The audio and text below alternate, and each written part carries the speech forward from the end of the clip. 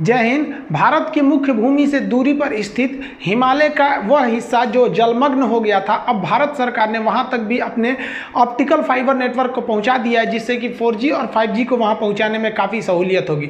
देखिए, जो हिमालय पर्वत है उसको हम लोग यहाँ से देखते हैं, ये हिमालय वाला हिस्सा है, लेकिन इस हिमालय का हिस्सा कुछ नीचे इधर पूर्वी भाग में चला जाता है, म्यांमार के पास में, तो उसे आराकाम योमा पर्वत होते हैं। लेकिन इसके आगे ये समुद्र में डूब जाता है, ये इसे जलमग्न भाग कहते हैं। ये हिमालय की जो चोटियां हैं, और ये जलमग्न भाग धंसने के बाद फिर जाके जहां पर ये दृष्टिगोचर होता है, जहां ये निकलता है, वो यहां पर निकलता है। तो इसी को हम लोग कहते हैं अंडमान निकोबार।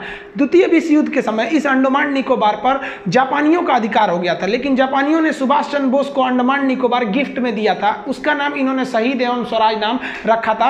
अंग्रेज जब थे तो वो यहाँ पर काला पानी की सजा देते थे। उत्तराखंड में काला पानी एक जगह है, उसको हम डिटेल वीडियो बना के बता चुके हैं, वो मई महीने में ही बता दिए थे। लेकिन ये काला पानी दूसरा है। यहाँ पर अंग्रेज जो सजा सुनाते थे, सेलुलर जेल, इस तरह से जेल थी, वो किला बना दिया था जेल को। उस समय की सबसे बदनाम जेल थी ये सेलुलर जेल। सावरकर को जब इस जेल में रखा गया था तो कोयले से इस जेल की दीवारों पर कोयले से भारतीय स्वतंत्रता का इतिहास लिख दिया था। ये क्वेश्चन भी आता है। ये सेलुलर जेल काफी उस समय का बदनाम जेल था। यातनाएं को देने के लिए जितने भी हमारे स्वतंत्रता सेनानी थे उनको आतंकवादी घोषित करके यहाँ भेज दिया जाता था कि भैया ये देशद्रोही है, जबकि वो तो आज़ादी की मांग कर रहे थे। तो ये हमारे जो मेन भूमि है उससे ये कट गया है। तो ये ज़्यादातर लोगों को लगता है, बहुत से लोग, हम लोग जब छोटे छोटे थे तो हम लोग जब सुने थे कि ये अंडमान निकोबार हम ही लोग का है तो बड़ा आश्चर्य हुआ था, ये भी हम ही लोग का है, तो ये यहाँ से यहाँ कैसे है? भाई ये हमारा अधिकार है। यहाँ पर भी ये लक्षद्वीप भी है यहाँ पर। तो अंडमान निकोबार में कनेक्टिविटी नहीं हो पा रही थी, इसलिए यहाँ से चेन्नई से लेकर यहाँ तक में ऑप्टिकल केबल बिछा दिए गए हैं। आत्मनिर्भर भारत अभियान के तहत चेन्नई से लेकर अंडमान निकोबार में समुद्र के नीचे से केबल बिछाया गया है, वो वायर को बिछाए गए हैं। ये लगभग 2300 किलोमीटर है। अब ये ऑप्टिकल फाइबर के हो जाने की वजह से जो मेन लैंड से यहाँ हमारी जो टेलीकम्युनिकेशन जो स्पीड है वो इस ऑप्टिकल फाइबर की मदद से यहाँ तक जा सकती है। डायरेक्ट वहाँ टावर के थ्रू उतना स्पीड नहीं जा पाता है। अब यहाँ से अब सिंपली समझिए कि 4G जो होता है उसका मैक्सिमम स्पीड आप 300 MB/s ले जा सकते हैं, और वहीं अगर आप 5G की बात करेंगे तो 5G जो है तो मैक्सिमम 10 Mbps जा सकता है, यानी 10 GB के डाटा पर सेकंड आपका मोबाइल अगर 5G है तो ले सकता है, एकदम हाई स्पीड में ले सकता है। लेकिन इसके लिए क्या है कि मान लीजिए आप यहीं से सप्लाई दीजिएगा 10 MB का, तो वहाँ थोड़ी ना जाएगा 10 MB या 10 GB। 100% कोई भी चीज़ नहीं पहुँच पाता है, बीच में उसका कई सारे जो डाटा होते हैं वो लॉस करते हैं, स्पीड भी लॉस हो जाती है। तो आपको हाई फ्रीक्वेंसी यहाँ पहुँचाना पड़ेगा, इसीलिए इतना वायर को बिछाया गया।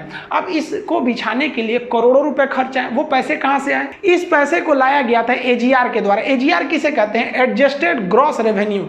ये ग्रॉस रेवेन्यू क्या होता है कि जितने भी टेलीकॉम कंपनी है, जैसे Reliance, Tata, Docomo, Indicom, idea, Vodafone, जो भी हैं, इनको गवर्नमेंट कहती है कि भाई साहब आप अपना जो टोटल आप साल भर का व्यापार करते हैं, जो भी इनकम करते हैं, उसका आपको 5% हमको AGR के रूप में देना पड़ेगा। इसको कलेक्ट करने का काम करती है यूनिवर्सल सर्विस लेवी। ये एक तरह का टैक्स है जो AGR को लेती है 5%। अभी सुप्रीम कोर्ट में भी आप सुने होंगे कि 2 कंपनियों का AGR डिस्प्यूट बहुत भयानक पहुंचा था। एक वोडाफोन का था, एक एयरटेल का था। वोडाफोन का तो भाई पिछला हिसाब क्या था, ये तो हज को खरीदे थे। एयरटेल ने तो ये तक कह दिया था कि अगर AGR जो है हमारा जो बाकी हुआ डिस्प्यूट है, अगर ये नहीं हुआ तो हमें टेलीकॉम कंपनी को बंद करना पड़ेगा, क्योंकि इन लोग का तो कमर तोड़ दिया जियो आके। लास्ट आया लेकिन इतना फास्ट आया कि सबको सुला दिया। तो खैर ये एक अलग मैटर है AGR। लेकिन इन्हीं लोग के AGR जो था, इतनी कंपनियां थी, आप सोचिए ना, रिलायंस जियो के करोड़ों कस्टमर है, उनसे 5% भी लीजिएगा AGR के रूप में, बहुत बड़ा अमाउंट बन जाएगा।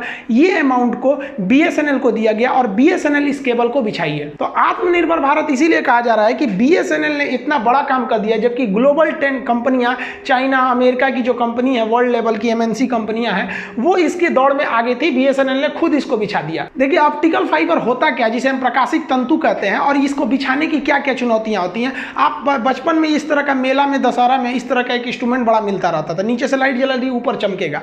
ये क्या होता है? यही होता है ऑप्टिकल फाइबर। ऑप्टिकल फाइबर कुछ नहीं होता है, एक मतलब शीशे की, पहले तो शीशे की आती थी, अब तो इसको प्लास्टिक का ही बना दिया गया। तो उसमें क्या है, खाली खोखला जगह होता है, इस तरह का देखिए एक खाली पाइप होता है, इसी को कहते हैं प्रकाशिक तंतु ऑप्टिकल फाइबर। इसमें क्या होता है, अगर आप लाइट को दीजिएगा तो उस साइड चला जाएगा। जैसे हम यहाँ से टॉर्च जलाएंगे तो टॉर्च की लाइट जाती है तो बिखर के कुछ दूर बाद खत्म हो जाती है। लेकिन अगर हम उसको एक पाइप के द्वारा भेजेंगे टॉर्च की लाइट को, तो उस पाइप के रास्ते से वो एनर्जी का लॉस नहीं करेगी और टकरा के आगे पहुंच जाएगी। इस आप रेड वाले हिस्सा में देखिएगा, ये जो रेड लाइट निकल रही है ये यहाँ पे आ रही है, इसके बाद टकरा के यहाँ चली जा रही है। यहाँ पे बस इतना ध्यान रखना चाहिए कि यहाँ क्रिटिकल एंगल जो होना चाहिए इसका ना, क्रिटिकल एंगल से इसके वैल्यू को थोड़ा सा ज़्यादा रखना पड़ता है। अब ये क्रिटिकल एंगल क्या चीज़ होते हैं, ये फिजिक्स का टॉपिक होता है। और एक चीज़ और चीज़ होना चाहिए कि यहाँ से ये एनर्जी सोर्स बाहर ना निकले, वरना यहीं पर खत्म हो जाएगा। अगर आप इसको बाहर निकलने से रोक देते हैं तो ये यहाँ से जाएगा, यहाँ टकरा के यहाँ टकराएगा, यहाँ ऐसे ऐसे घूमते रह जाएगा। अब आपको डिपेंड करता है कि इसको कितना लंबा इस पाइप को आप रखते हैं, इस शीशे के पाइप को। लेकिन शीशे के पाइप को काफ़ी लंबा रखना काफ़ी मुश्किल था, तो इसका काम किया नरेंद्र सिंह कपानी, भारतीय मूल के वैज्ञानिक। इन्होंने एक ऐसा ऑप्टिकल फाइबर बनाया जो फ्लेक्सिबल था, उसको कहीं भी मोड़ सकते थे, और उसमें लाइट जलाइएगा ना तो लाइट उस पर निकल जाती थी।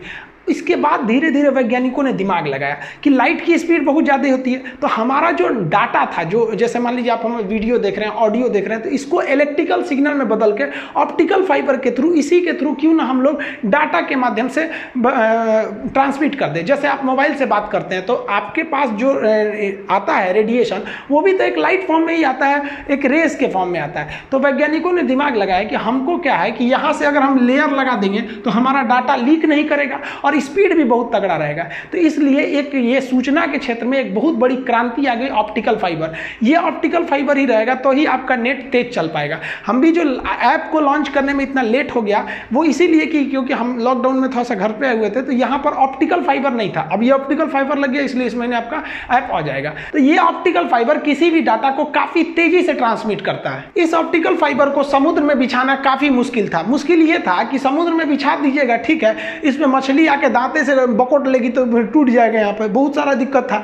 इसलिए और एक और चीज़ था कि आप इसको ज़मीन के रास्ते भी ले जा सकते हैं। आपके शहरों में देखे होंगे ऐसे पाइपलाइन बिछाया जाता होगा ऑप्टिकल फाइबर का। अब मान लीजिए इस पर मिट्टी डालें, दाबे, बारिश से सड़ गया, भीग गया तो टूट जाएगा, सारा डाटा आगे जा ही नहीं पाएगी, सप्लाई रुक जाएगी। तो इसके लिए इसको हम लोग 8 लेयर की सिक्योरिटी देते हैं। टोटली ऑप्टिकल लेयर पे फाइबर पर 8 लेयर की सिक्योरिटी दी जाती है। कैसे? सबसे बाहर जो होता है वो पॉलीमर की सिक्योरिटी दे दी जाती है, वाटरप्रूफ लेयर लगा देते हैं। उसके अंदर एक स्टील लगाते हैं, फिर एक वाटरप्रूफ लेयर लगाते हैं, फिर स्टील के ये रॉड लगा दिए जाते हैं। उसके बाद से यहाँ पर हम लोग वाटरप्रूफ लेयर लगाते हैं, केमिकल लेयर, कई तो टोटल 8 लेयर लगाते हैं। देखिए यहाँ पे लेयर लगाते हुए एक ये लेयर अलग है, ये लेयर अलग है, यहाँ से अलग, फिर ये, फिर ये, फिर ये, इस तरह से 8 लेयर। अब मेन यहीं पर है आपका ऑप्टिकल फाइबर। इसको सेफ्टी देने के लिए इतना मोटा लेयर लगा दिया गया। अब आप बताइए इसको कौन काटेगा? ये स्टील को तो कोई काट नहीं पाए। मान लीजिए कि ये ऊपर वाला लेयर घिस गया घिसावट से, तब स्टील नहीं ना घिसेगा। उसके अंदर फिर एक ठो लेयर लगाया, फिर स्टील है, फिर ये केमिकल का लेयर, पेट्रोलियम का लेयर, इस तरह से करके बहुत ज़्यादा लेयर है। और अंदर से हम इस मामूली ऑप्टिकल फाइबर को लाते हैं। इस ऑप्टिकल फाइबर्स को लाने से यही फायदा होता है कि आपने जो भी वीडियो को रिकॉर्ड किया, नेट के माध्यम से जैसे अपलोड करेंगे वो आपका नेट क्या करता है, इसी ऑप्टिकल फाइबर, हम जो भी वीडियो बनाते हैं इसको तो पूरी दुनिया में कैसे फैला दिया जाता है कोई भी चीज़ को, इसी ऑप्टिकल फाइबर की वजह से, क्योंकि पूरी दुनिया में इसको बिछाया जा चुका है। समुद्र में इन ऑप्टिकल फाइबर को बिछाने के लिए एक बहुत बड़े शिप आते हैं। इन शिप में नीचे में ये ऑप्टिकल फाइबर इस तरह राउंड करके लपेटे गए रहते हैं, यहाँ पर बहुत ज़्यादा मात्रा में ये रहते हैं। और इनको ना यहाँ से इंस्ट्रूमेंट के माध्यम से नीचे ले जाया जाता है। अब इनको नीचे कैसे ले जाया जाता है? तो शिप से देखिए यहाँ पर ऐसे गिरा दिया जाता है। इसमें ये जो गोल गोल देख रहे हैं, ये इसमें इसलिए मार्किंग किया गया है कि ये डूबेगा नहीं, तो पता चलेगा कि किस एरिया के ऊपर ये बिछाया जा रहा है।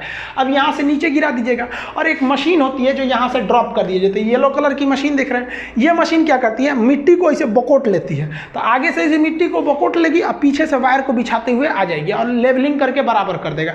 तो समुद्र के नीचे गया और बिछा दिया गया, और ऊपर से लहरें चलेंगी तो वो भी एक तरह से बराबर कर देगी। लेकिन ऐसा नहीं है कि टूट फूट नहीं होता है। कभी कभी बड़ी बड़ी मछलियाँ आती हैं, घुस जाती हैं तो तरवे काट देती है सर, या फिर कुछ और भी दिक्कत हो सकता है। समुद्र के नीचे भूकंप, ज्वालामुखी, बहुत सी चीज़ें आती रहती हैं, सुनामी वगैरह। तो खैर सुनामी तो ऊपर में झटका रहता है, नीचे नहीं। तो उसको लिए भी रिपेयर करने का काम आता है। रिपेयरिंग करने के लिए भी सेम प्रोसेस होता है। एक नाव रहती है, वो नीचे से हुक फंसाती है, पता चल जाता है कहाँ से सिग्नल लीक कर रहा है, हुक फंसाती है और उसको हुक में से ऊपर ले आके खींच लेती है। और इस तरह का एक इंस्ट्रूमेंट होता है। देखिए ये तार इतना पतला है और इधर भी तार इतना पतला है और बीच में ज्वाइंट करना है। उस ज्वाइंट को करने के बाद इतना मोटा उस पर सिक्योरिटी दिया जाता है ज्वाइंट को लॉक करने के लिए। ये जो ऑप्टिकल फाइबर की जो ज्वाइंट होती है, इस ज्वाइंट को जोड़ने के लिए एक ऐसा नहीं है कि बिजली का तार की तरह जोड़ दीजिए, बस ऐंठ दीजिएगा, इसे तो जाएगा ही नहीं। तो इसको एक अलग विधि द्वारा जोड़ा जाता है। लेकिन हाँ, समुद्र में भी इसकी रिपेयरिंग की जाती है। कहीं भी पूरे वर्ल्ड में ये समुद्र के माध्यम से ही ये डाटा को ट्रांसमिट किया जा रहा है। बढ़िया बात यह है कि अभी तक भारत इसमें भाग नहीं लिया था। विदेशी कंपनियों को बुलाता था कि आप हमारे यहाँ केबल बिछा दीजिए। इस बार BSNL ने ही इसको बिछा के एक काफ़ी अच्छा आत्मनिर्भर की ओर हम आगे बढ़ रहे हैं। अंडमान निकोबार तक हम ये ऑप्टिकल फाइबर पहुंचा देने से वहाँ 4G और 5G को काफ़ी अच्छे से इंप्लीमेंट कर पाएंगे।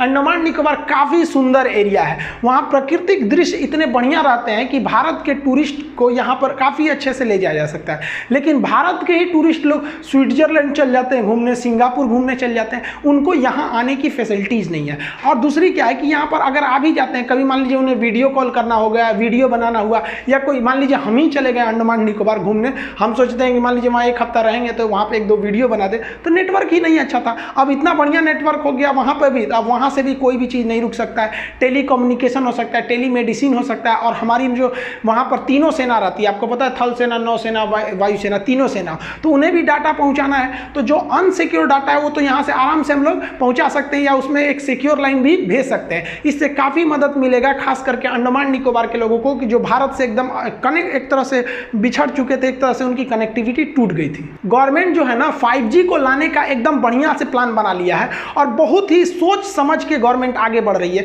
धीरे धीरे एक बार में न करके जो 5G के लिए जो इंस्ट्रूमेंट लगने हैं, 5G तो केवल स्पीड दे देगा। अब मान लीजिए हम तगड़ा इंजन ले आ दिए कि बुलेट ट्रेन का स्पीड लेके चला है जापान से बुलेट ट्रेन, अब पटरी नहीं है उसको चलाने के लिए, तो कहाँ चलाइएगा, खेत में नहीं ना दौड़ाइएगा। तो गवर्नमेंट धीरे धीरे बड़ा अच्छा से काम कर रही है कि जैसे जैसे पैसा आ रहा है इन्वेस्ट करते जाओ, एक ही बार धीरे धीरे आराम से हम लोग 5G को लॉन्च कर सकते हैं। इससे कि हमको हुआवे पर ज़्यादा डिपेंडेंट नहीं रहना पड़ेगा, हमारी खुद की कंपनियां इसमें आगे बढ़ सकती है, जिसे BSNL ने साबित करके दिखाया है। मिलेंगे अगले वीडियो में, तब तक के लिए जय हिंद।